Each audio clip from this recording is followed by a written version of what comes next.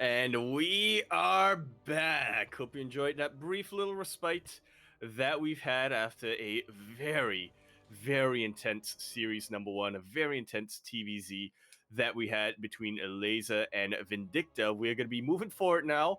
Finally, Trigger has an opponent here.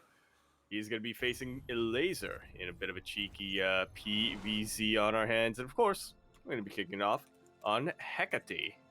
Right here in the top right-hand corner of the map, starting all the way in the top right, we of course have our red Zerg player coming down from the land of Poland, representing Team Liquid. He has very eager, no fear whatsoever. We have Elazer. And spawning in the bottom left-hand corner, we have his opponent. We have the Canadian Protoss player who, as you said, has been patiently waiting for quite some time, representing Team Basilisk. It is Trigger.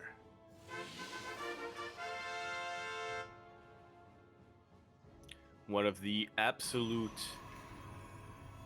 I would say one of the breakout players, definitely, of 2023. Yeah, definitely. Trigger, he has been, for the past couple of years, on the rise and has cemented himself as one of the best in the Americas as a top 3 player alongside Straya and alongside Scarlet. That has since changed a little bit with the kind of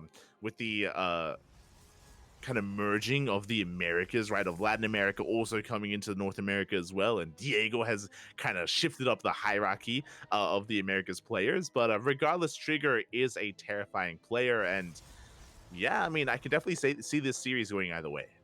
Oh, without a doubt. Without a doubt, especially considering that on the one hand, Trigger is fresh, he is ready to go. He did not have to play his initial round as unfortunate news, Patty Mac misjudged or was held up a little bit and couldn't quite get into the venue in time, couldn't actually get into the country in time.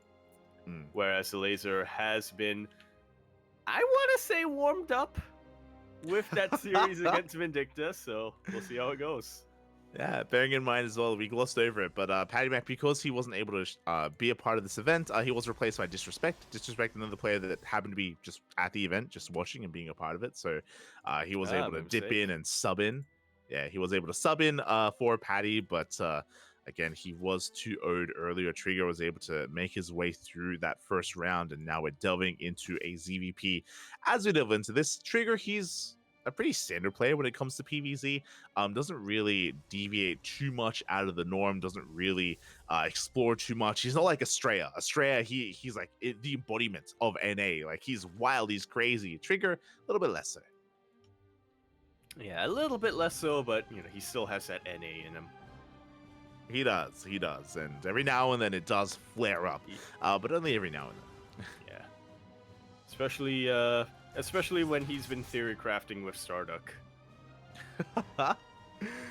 Very true, very true. Until then, though, going to be a Stargate opener into an Oracle into a third base, soon to be taken. So again, a very standard opener out of Trigger.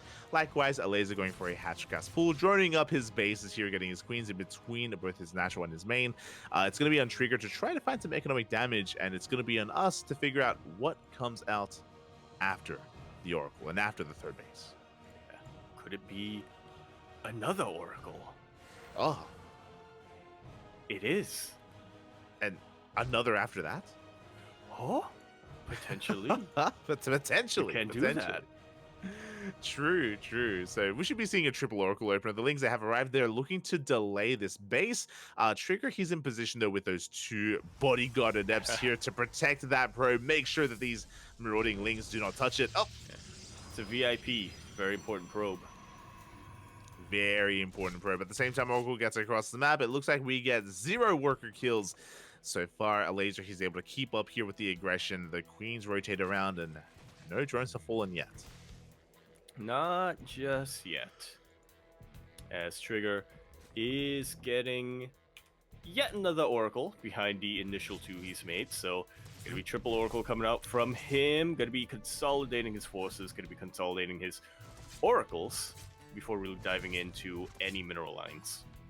Yeah, he gets one drone kill, but he's going to be threatening a dive towards the natural. Elazer Queens are able to keep up. We have our transition here. I hope you're ready for another long one. That is a Forge and a Robo and a delayed Twilight Council. Indeed, we are. But he's going to be waiting a while for an opponent. So from here, essentially, as the Oracles, they do dive into the main base, and we do get a Queen kill in the main. Not a bad pick off. The Oracle goes straight for the natural. No Spore. Yeah.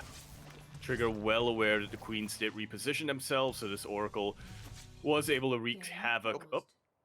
And a little bit of a pause here for Trigger to really revel in the fact that one Oracle was able to get 5 drone kills. I don't blame him at all.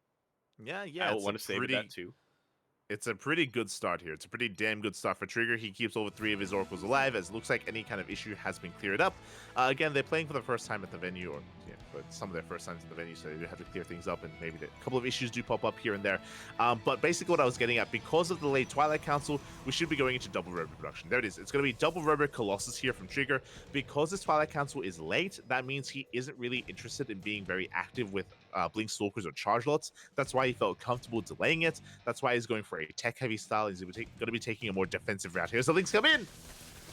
Yeah, the Links come in, and there are no gateway units to really defend anything. There's a shield battery, so none of the probes fall just yet, but shield battery should be going down, and a couple of probes should be going down with it. Yeah, good target firing out of Elazer. He shuts down 4 probes here. Big pickoffs. Trigger being punished for being caught out of position.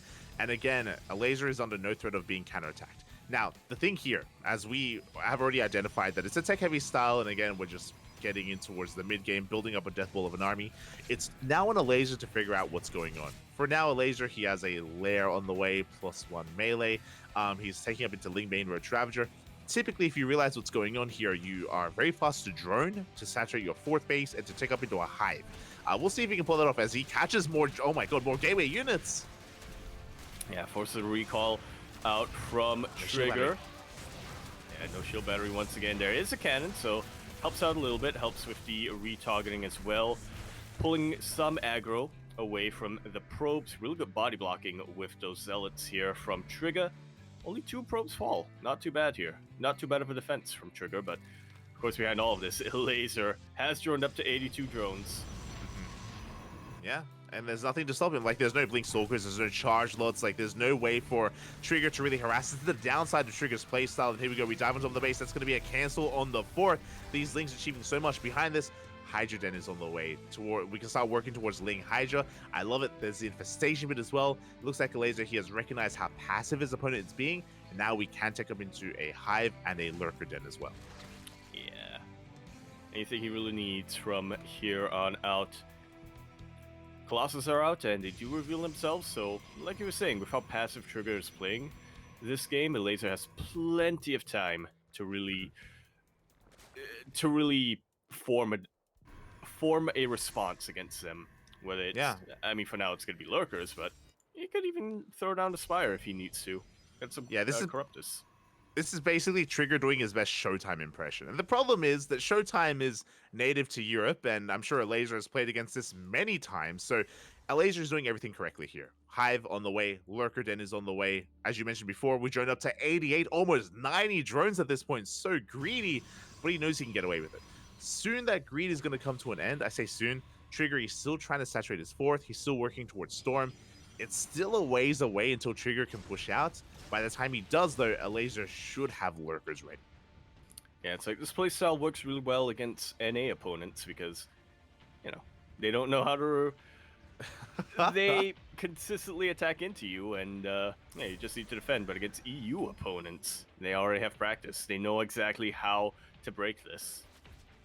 Yeah, exactly. As basically, Elazer is very well practiced, as you were saying, right, with how to deal with this. I'm loving this Roach drop as well. Roaches are inefficient supply here for Elazer. He has to get rid of them. He's going for a double drop here to get rid of them and hopefully trade well in the main base. As we do dive on forward, a couple of Lings do get shaved off as well, but we're freeing up supply for those Hydras, for those eventual Lurkers. Indeed. Even a couple of drones from earlier on, Elazer recognized that he overmade a couple of drones, so yeah, just immediately turns them into spine crawlers because he needs to free up supply, and you know what else are they gonna do? Yeah, Spines have a lot of value here, especially against Zealot counterattacks and Zealot run-bys. The Roaches get dropped into the main base, like pulling Trigger back into the main as well. He's still stuck in his 4 bases. Now, to be fair, Trigger, he is turtling up very well. Like, he's doing a great job at just maintaining his 4 bases, getting up to 75, soon to be 80 probes. This is all well and good. The problem here, as Trigger is about to max out, or looking to max out on a ground toss army, is that Hydra Lurker Viper is like the antithesis here, or the anti-ground Protoss army. And typically, this forces out Sky Toss. Yeah, typically it does, but Trigger has not been building that way at all so far. Still on the single Stargate for the time being, no fleet beacon in sight. He really wants to make sure he can make use of his robo units that he invested so heavily into before going into that transition. Yeah, and here we go. We have Trigger pushing on the left-hand side. A wall of spines as well here. Elazer meeting him here in the late game. A wall of spines, a wall of lurkers. That's just showing off how rich he is at this point.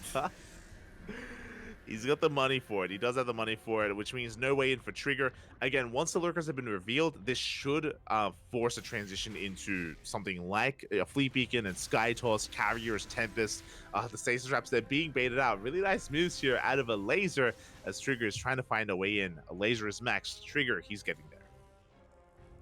Slowly but surely. Little bit of a vulnerability here. I say that just as Elazer tops it off with those lurkers. Oh, the yikes! We'll be catching one of these Colossus. I say one of these Colossus. There we go. Yeah, one Colossi does go down. A nice catch there. Meanwhile, there it is. Fleet Beacon plus 1 air attack. Now, the problem here is that this is a late transition from Trigger into Sky Toss, and Elazer's already maxed out on his ideal army, and he already has a Spire on the way. He's getting ready for that next step. So soon, basically, Elazer is going to be active. Soon, he's going to be the one pushing out, especially with those Vipers. He can be a little bit more aggressive here in how he engages. Oh. Yeah, but it's going to take a while before we really get to that point. Really good feedbacks here from Trigger. Really preventing Elazer from getting those free yoinks and those free Colossus kills that he really wanted to get. Tempests are going to be a unit of choice here, which isn't a bad idea. You know, it's a very long-range siege unit that can really pick off these lurkers from afar, but he's going to need a lot of them to deal with how many lurkers Elazer has right now. Yeah, Tempests are ideal against Broodlords and Lurkers. Oh my god, no! That's every single High Templar. That was, what, 4 High Templar going down? That was brutal! Yeah, now the Immortals are in mortal peril. They are. Here come the not a yoinks. great start, to say the least. Another Immortal will get taken out. Another one will be taking a lot of hull damage. There's no way Trigger can defend its base, right? There's no way. This base is going to be going down. We can see on the left-hand side as well, Elazer going for a split push, pulling Trigger apart. He's caught in the center of the map, and he just lost a big chunk of High Templar, so he's just not ready for this base as they're going to be falling.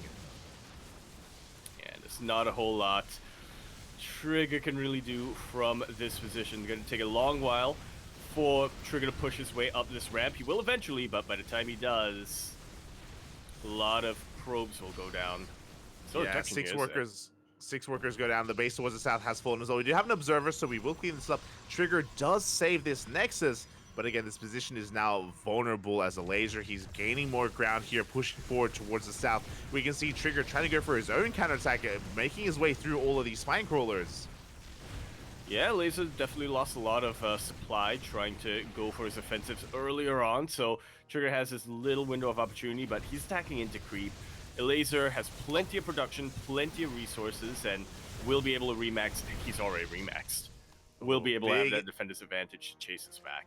Yeah, big storm, big feedbacks, really good use of his spellcasters from Trigger here, trading well against this army, but here come the lurkers. Basically, Elazer repositioned from the south. He's come up here to focus on this northern front.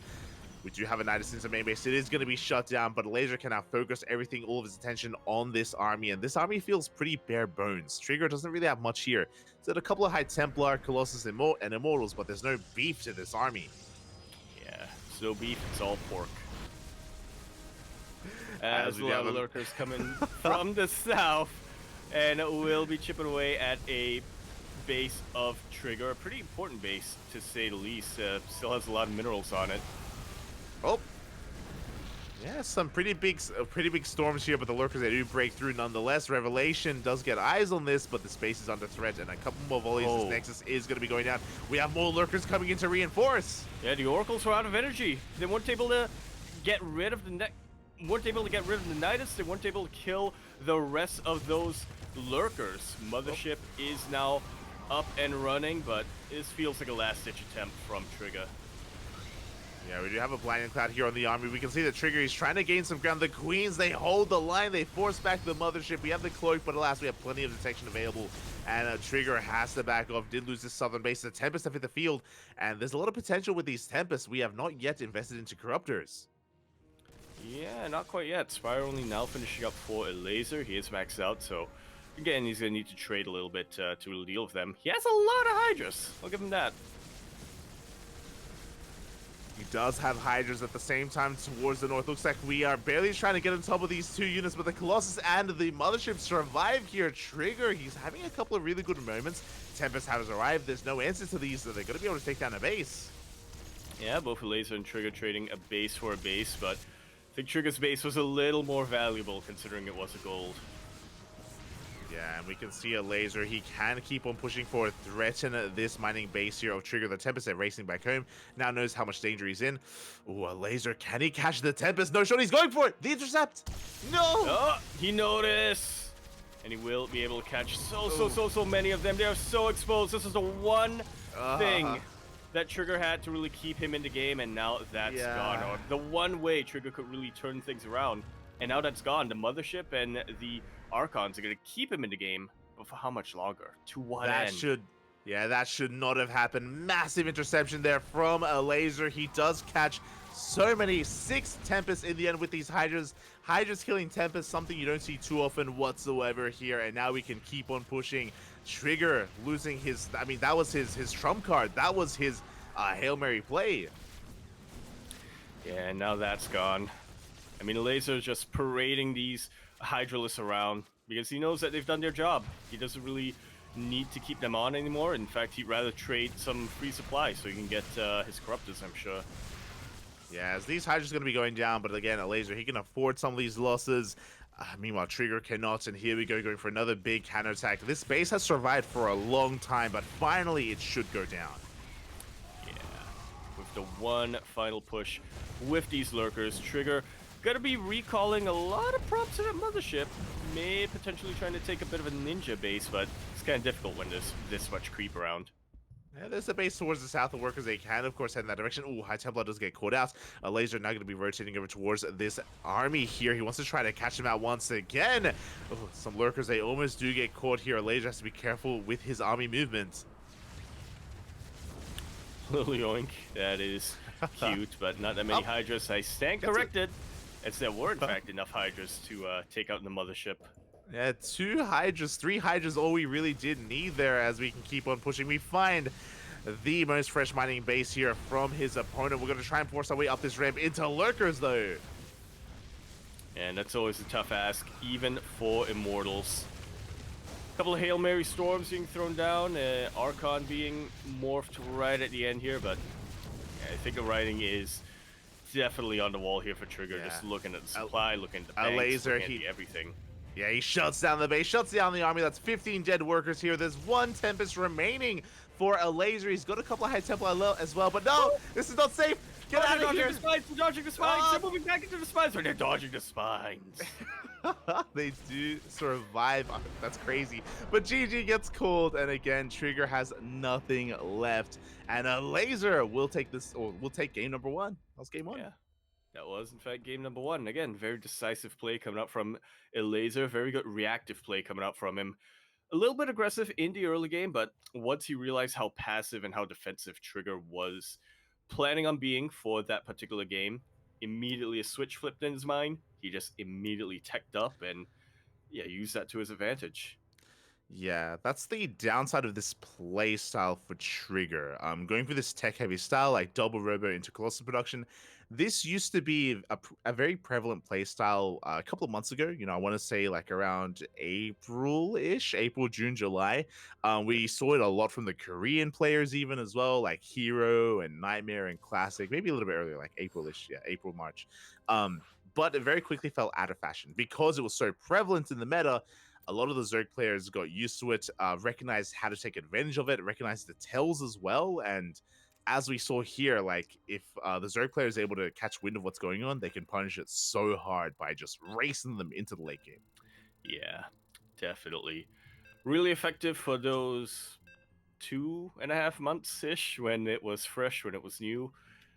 Now, not so much. It's what's the opposite of fresh? Expired? No, that's too far into the opposite direction. It's too far, Stale. There Poppy, we too go. far. Oh my god. I mean, it can be powerful, don't get me wrong, but I mean, yeah, we can clearly see here that Elazer, he is one to embrace that kind of situation, to take advantage of you, and yeah, really solid play out of our Polish Zerg player. Indeed it was. Speaking of which, we're going to be continuing our series now on Hard Lead, where we're in the top left-hand corner map, starting all the way in the top left. We, of course, have our red Zerg player coming down from the land of Poland. He is going to be representing Team Liquid. We have Elazer. And sporting in the bottom right hand corner, we have the Canadian Protoss player representing Basilisk. Go down in this series, but looking to fight back, it is Trigger.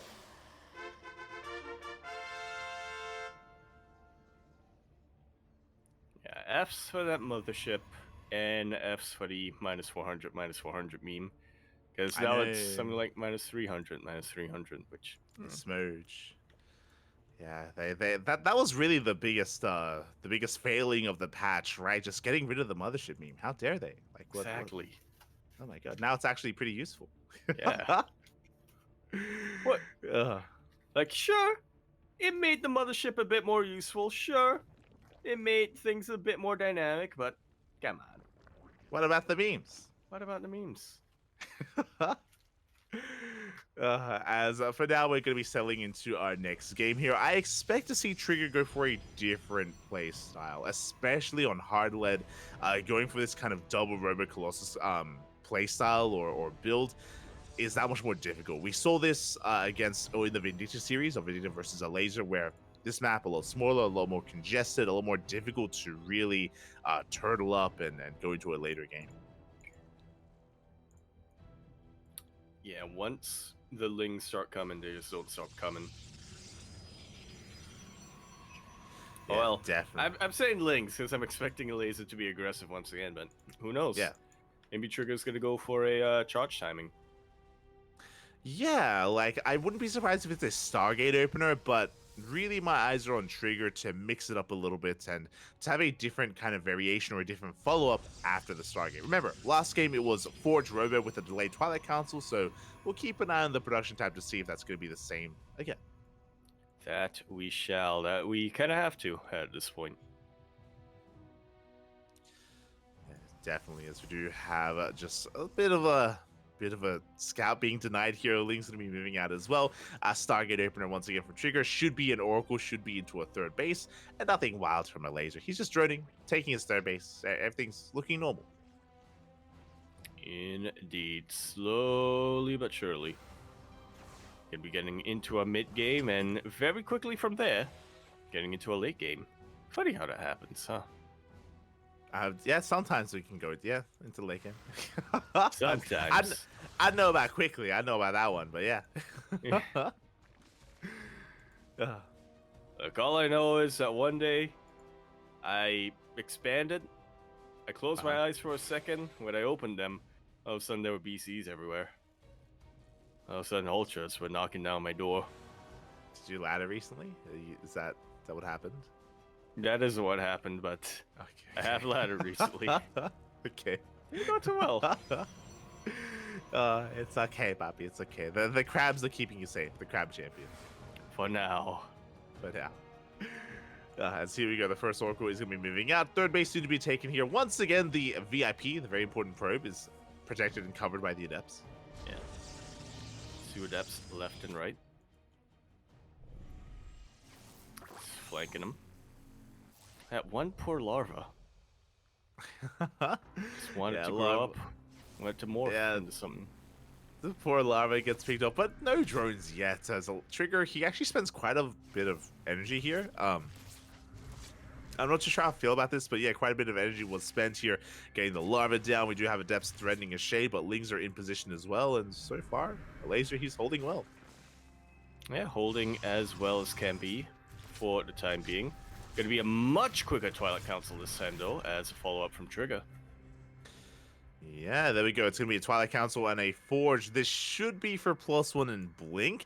This can be for Charge, as you called earlier. So we still have some options, some deviations available here for Trigger if you wanted to go one direction or the other. It's a lot of gateways being thrown down. Yes, one more than typically accustomed to.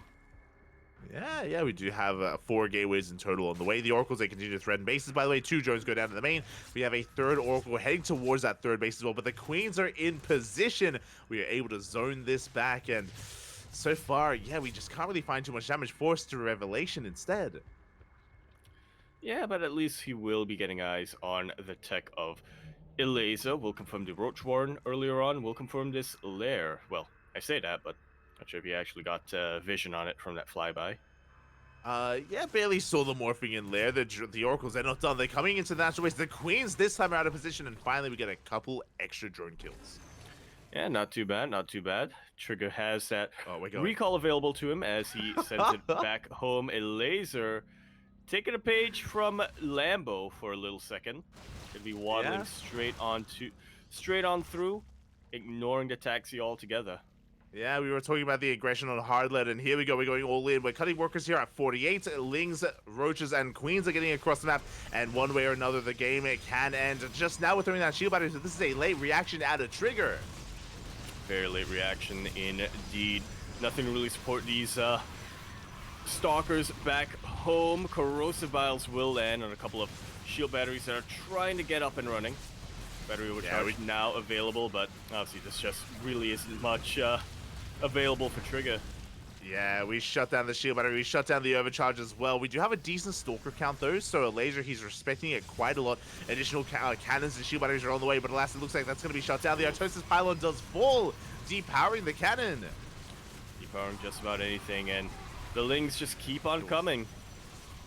Terminal line gets wiped out, and that's all she wrote. GG is called. Elazer will be taking the series 2-0. Will advance to face Bunny in a qualifying match.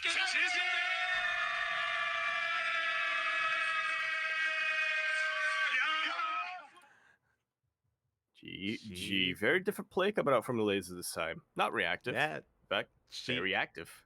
GG, well played again. Elazer once again making use of the map itself. We've seen a lot of 3 base all-ins, or just you cut workers at a certain point at 66, 60, or even 50 drones. This was a little bit earlier than that, but yeah, these all-ins are brutal here in ZVP. Again, we did mention how the rush distance by ground on hard-led is actually very short indeed, and it does kind of lend towards these pushes, these queen walks, and Trigger didn't see it coming. He was being active with his oracles, yes, but he did not see the queens moving out. He was caught off guard, caught with his pants down, and Elazer, he takes it, he advances on.